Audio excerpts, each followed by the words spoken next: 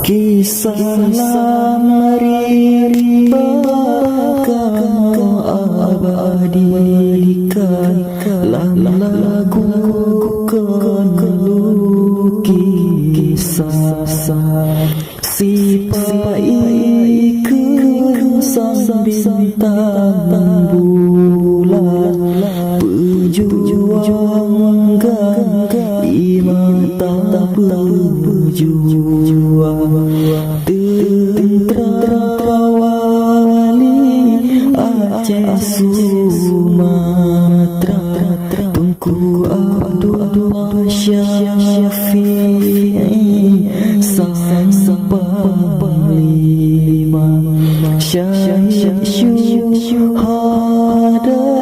di dalam rimba Aceh berduka rakyat tersiksa Tunku Ahmad Dewi Abu Antakia Nabi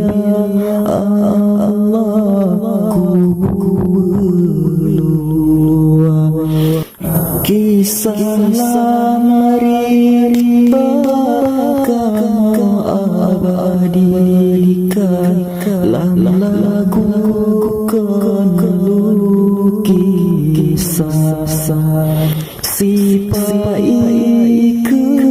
sang bintang bulan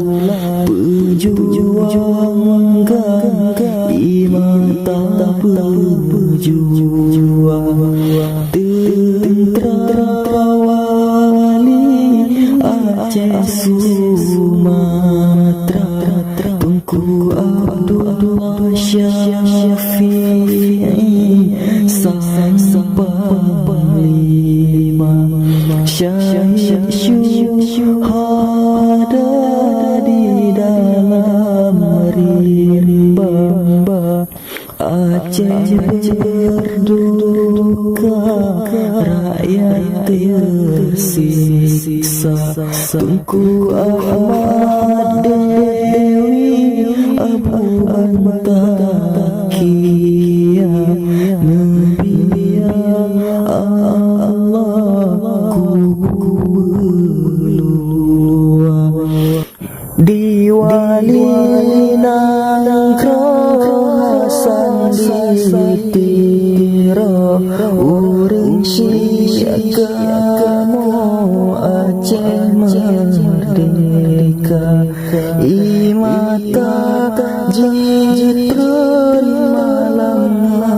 uro berjuang nangkrona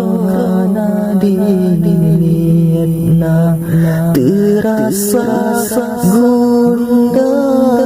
hati gelisah Nabi Allah hati bertanya